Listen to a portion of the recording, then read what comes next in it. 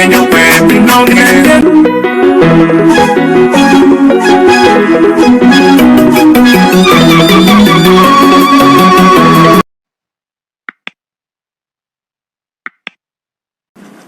are tired of being ignored.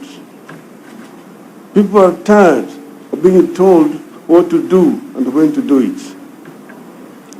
People are tired of going to bed hungry, facing the new day hungry, and returning to bed hungry. People are tired of walking from one corner of this city to another, one town to another, one office to another, trying to find a job and finding no job. Parents are tired and ashamed of returning home empty-handed in the evening after an all-day struggle to get something for their families. People are tired of economic and social stagnation they find themselves in. People are tired of rules and askaris everywhere whose sole purpose is to kick every coin we make and take it to RUTO as tax while we go home with nothing for our families. Unfortunately, our otherwise peaceful protest has been accompanied by injuries and possible deaths in various parts of the country. Police have shot, injured and killed protesters in various parts of the country, including here in Nairobi. Scores of protesters have been arrested for participating in an exercise that is clearly protected by our Constitution. As usual, it is the police maiming and killing people. Slowly, ours is degenerating into a police state. We must not allow it to happen to our country again. We have always said that these meetings remain peaceful until police decide to break them up with bullets and tear gas. On Monday, I was able to get into town, address Kenyans, and disperse peacefully without any injuries or deaths.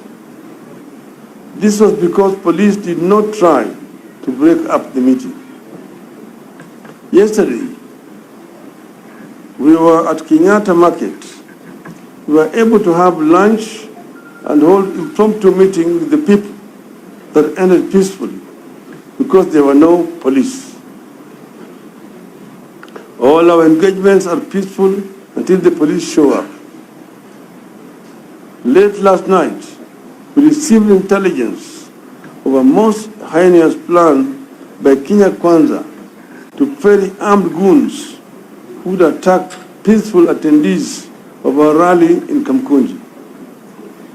These goons had expressed orders to shoot directly into the crowd while enjoying police protection. Early this morning, our crew who had been sent to set up the stage at Kamkunji were attacked and their equipment damaged. Some were arrested. In line with the intelligence we received, armed goons have this afternoon descended on Kamkunji grounds and shot indiscriminately into the crowd. Police have used water cannons to disperse those peaceably assembled there. In order to protect our people and avert more injury and loss of lives, we have taken the strategic decision not to proceed with the rally at Kamkunji grounds this afternoon. In any case, the police have made the point. We take this opportunity to thank Kenyans for taking up our call to fight for ourselves.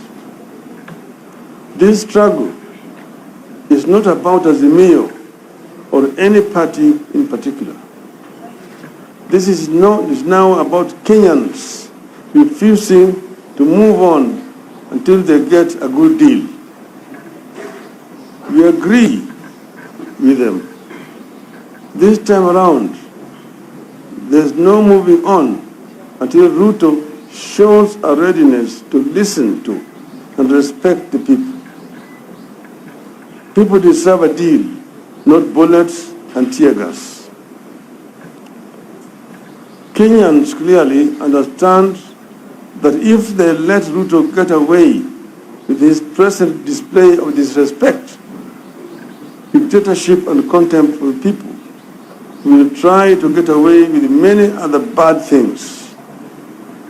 Kenyans understand that suffering will be the new normal if RUTO gets away with the Finance Act and the many other dictatorial political and policy decisions he's currently pursuing.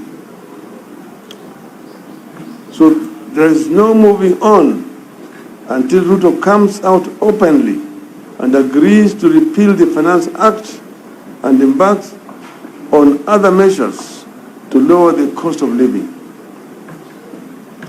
There is no moving on until RUTO comes out loud and clear with the need to have a bipartisan reconstitution of IBC, reinstatement of the fired IBC commissioners, until he commits to respect and stops interfering with other political parties.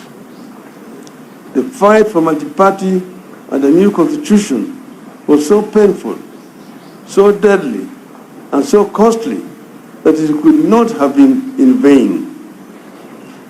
We did not fight for a new constitution and multi-party only for RUTO to take us back to the 1980s.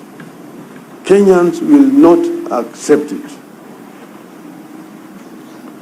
It will be trial by fire many times, but we have been through trial by fire before. So we soldier on. As Kenyans, we have a duty to liberate ourselves as we have always done. It has never been easy. It will not be easy, but it has to be done.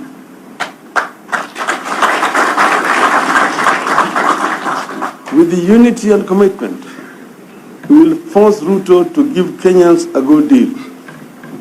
We will shortly communicate the third wave and the next course of action. With the unity, we shall overcome.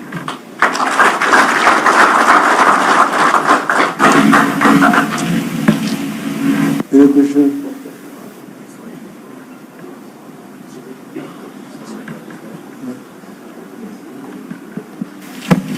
I think the statement is elaborate, and members of the press, I think that's enough for us. Kiswahili. Okay. Kutoa shukrani kwa Wakenya wote kokote wako kujitokeza na kutumikia wito wetu na kujitokeza kwa njia ya amani na kufanya maandamano ya amani. Leo jamaa wameona wenyewe ati punda ya Kenya imechoka.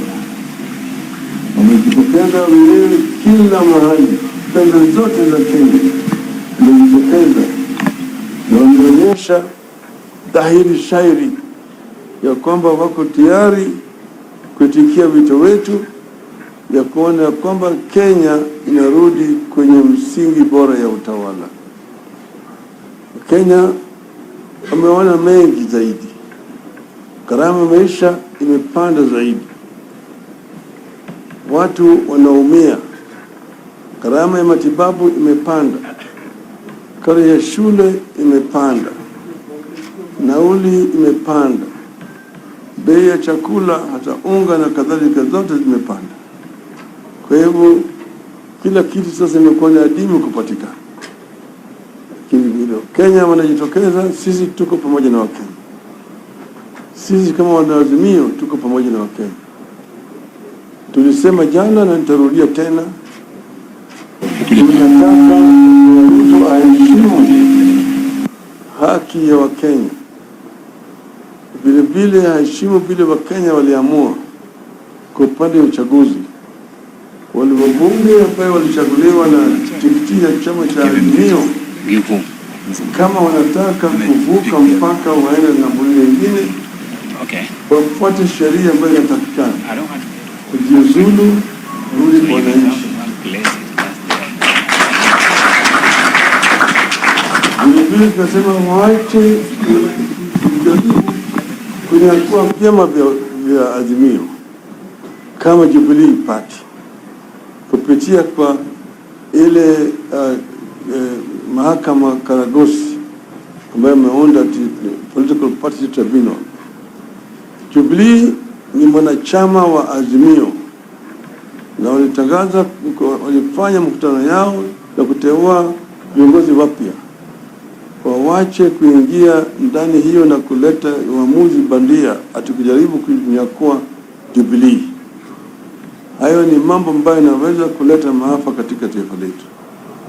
Tumesema wale wabunge wa Jubilee ambao wamesema wanataka kuvuka mpaka sababu ya umalaya wa siasa waende, lakini wache chama cha Jubilee ndani ya Azimio.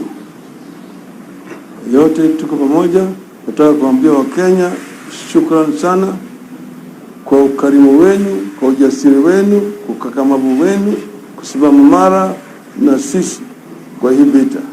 Tuko pamoja na mimi na hakika tutafaulu.